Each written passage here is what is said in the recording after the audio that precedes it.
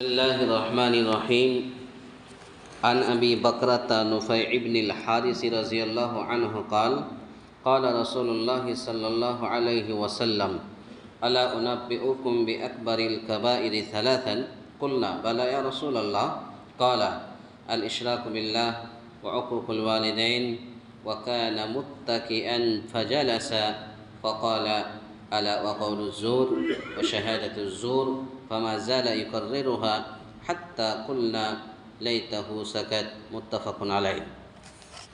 حضرت ابو بکرہ نفیع ابن حارث رضی اللہ تعالیٰ عنہ سے روایت ہے کہ رسول اللہ صلی اللہ علیہ وسلم نے فرمایا کہ کیا میں تمہیں سب سے بڑے گناہوں کی خبر نہ دوں؟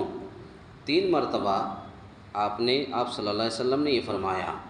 ہم نے کہا کیوں نہیں اے اللہ کے رسول، یا رسول اللہ صلی اللہ علیہ وسلم ضرور بتلائیے. آپ صلی اللہ علیہ وسلم نے ارشاد فرمایا کہ اللہ کا شریک ٹھہرانا، ماں باپ کی نافرمانی کرنا. اور آپ صلی اللہ علیہ وسلم ٹیک لگائے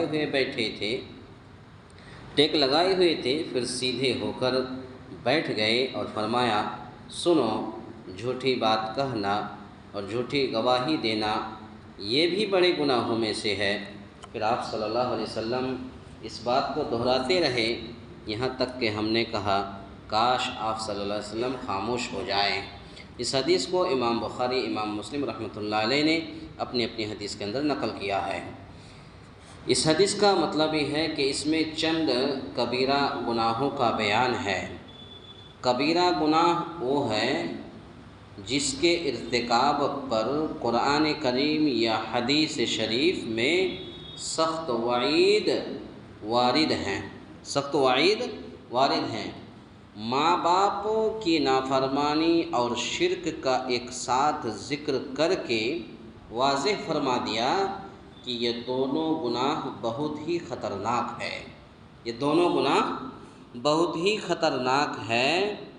اور اسی طرح جھوٹی بات کہنا اور جھوٹی گواہی کے ذکر پر تکیہ چھوڑ کر نبی کریم صلی اللہ علیہ وسلم کا بیٹھ جانا اس بات کی طرف اشارہ کرتا ہے کہ آپ صلی اللہ علیہ وسلم کے نزدیک ان کے اندر بھی بہت زیادہ شناعت و قباحت ہے. اور اللہ تعالیٰ ان تمام گناہوں سے ہم تمام مسلمانوں کو محفوظ رکھے. پتہ یہ چلا کہ جھوٹی بات کہنا اور جھوٹی گواہی دینا یہ بھی کتنی خطرناک ہے کہ اللہ کے نبی صلی اللہ علیہ وسلم ایسے ٹیک لگائے ہوئے تھے تو جیسے ہی یہ جھوٹی بات اور جھوٹی گواہی دیے تو اللہ کے رسول ایسے سیدھے بیٹھ گئے. تو گویا کہ تکیہ چھوڑ کر کے ٹیک لگا کر بیٹھے تھے، ٹیک لگائے ہوئے تھے تو ٹیک لگا کر چھوڑ کر نبی صلی اللہ علیہ وسلم کا بیٹھ جانا اس بات کی طرف اشارہ کرتا ہے کہ آپ کے نزدیک ان کے اندر بھی بہت زیادہ شناعت و قباحت ہے. اور جھوٹی بات کہنا تو آج انسانوں کا ایک شیوا بن گیا ہے. بات بات پر جھوٹی بات کہتے ہیں، کاروبار کرتے ہیں جھوٹی بات کہتے ہیں. اور لوگ آ کر کے کہتے ہیں کہ مولوی صاحب ہم کاروبار کرتے ہیں لیکن کوئی فائدہ نہیں دیتا. ظاہر سی بات ہے جب آپ جھوٹ بات کہتے کہتے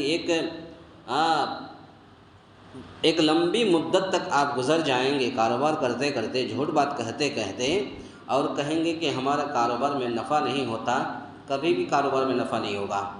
زندگی بھر آپ آج 100 سال سے آپ کاروبار کیوں نہ کر رہے ہوں لیکن پھر بھی آپ کے کاروبار میں نفع نہیں ہوگا. کیوں؟ آپ جھوٹ بات کہتے ہیں. تو جھوٹی باتیں نہیں کہنا ہے. مثال کے طور پر کاروبار کرتے ہیں، کسی چیز کی قیمت 200 روپیہ ہے، آپ نے 200 روپیہ میں خریدا ہے. اب آپ جتنا نفع کر سکتے ہیں کوئی منع نہیں ہے، 250 میں بیچیے، 300 میں بیچیے. آپ کسٹمر کو، گراہک کو یہ کہنا ہے کہ ہم کو اتنے میں دینا ہے، آپ کو لینا ہے لیجئے، نہیں تو آپ دوسری جگہ لے لیجئے. لیکن آپ یہ نہیں کہہ سکتے ارے بھائی ہم تو 300 میں خریدے ہیں. تو گویا کہ یہی جھوٹ ہے. آپ نے خریدا ہے 200 میں، اگرچہ اس میں MRP پرنٹ 300 روپیہ دیا ہوا ہے لیکن آپ کو خرید کے ملا ہے 200 روپیہ میں. آپ 300 کا بیچیے، لیکن یہ کہیے کہ آپ کو ہم 300 میں دیں گے، لینا ہے لیجئے، نہیں تو دوسری جگہ میں آپ لے لیجئے۔ لیکن یہ کہنا کہ ہم 300 میں خریدے ہیں جبکہ آپ خریدے ہیں 200، یہی جھوٹ ہے۔ تو جب تک یہ کاروبار کے اندر یہ جھوٹ آپ نہیں چھوڑیں گے، کاروبار کے اندر نفع کبھی بھی نہیں ہوگا۔ ایسی ہی جھوٹ بات کی گواہی، آج آپ کورٹ کچہری میں چلے جائیں، چونکہ میں نے اپنی آنکھوں سے دیکھا ہے، بعض اوقات سنا ہے کہ وہاں ادونی میں تھا، تو وہاں پر ایک وکیل میری ہی مسجد میں آتے تھے، انہوں نے گیا ایک دن کوٹ لے کر کے، تو کہا کہ 100 روپیہ آپ دے دیجئے تو جھوٹی گواہی دینے کے لیے تیار ہے کوٹ کے اندر۔ تو ایسے آپ جھوٹی گواہی دینے کے لیے بھی آج کوئی کمی نہیں ہے، کورٹ کچہری کے اندر بہت سارے لوگ مل جائیں گے، 100 150 200 روپیہ آپ دے دیجئے، جھوٹی گواہی دیں گے۔ تو یہ اتنی خطرناک ہے جھوٹ بات کہنا اور جھوٹی گواہی دینا کہ اللہ کے نبی صلی اللہ علیہ وسلم ٹیک لگائے ہوئے تھے، آپ سیدھے بیٹھ گئے اور کہا، اور تو اس بات کی طرف اشارہ کرتا ہے کہ آپ صلی اللہ علیہ وسلم کے نزدیک ان کے اندر بھی بہت زیادہ شناعت و قباحت ہے۔ اللہ تعالیٰ ان تمام گناہوں سے ہم تمام مسلمانوں کو محفوظ رکھے۔